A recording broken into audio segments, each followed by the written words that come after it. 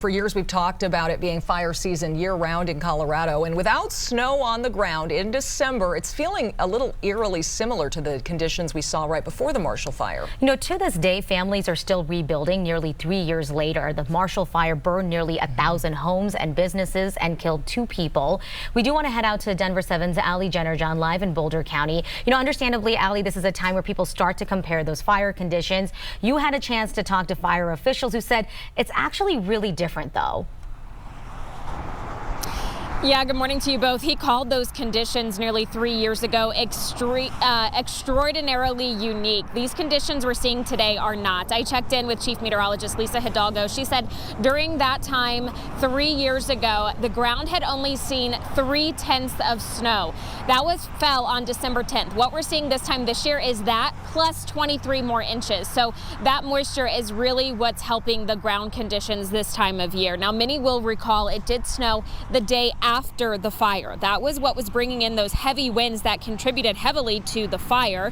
Fire Management Officer Seth McKinney says it's rare to associate snow with wildfires, but says the Marshall Fire isn't the first. You know, urban conflagration, large scale, fire that impacted the urban corridor, urban interface. We see it in California quite often, but being that it was the first time for kind of Colorado for us, that was definitely a shock to everybody here. A shock that McKinney says has his team at the Boulder County Sheriff's Office in a much better situation today. He says they learned a lot and changed their response plans. We've implemented some new programs across the county as far as alert and warning, both in our messaging to the community and also in wildfire detections.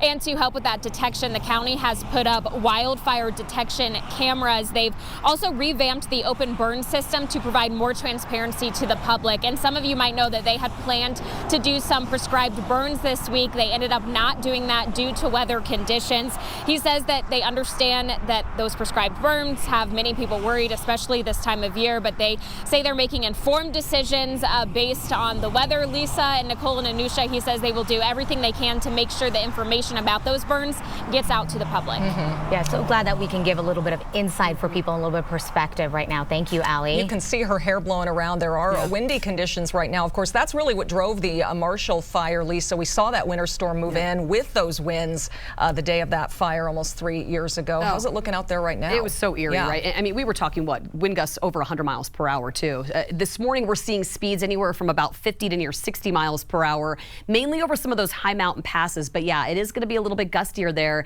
where Allie is and up and through parts of Larimer, Boulder, Jefferson counties this morning.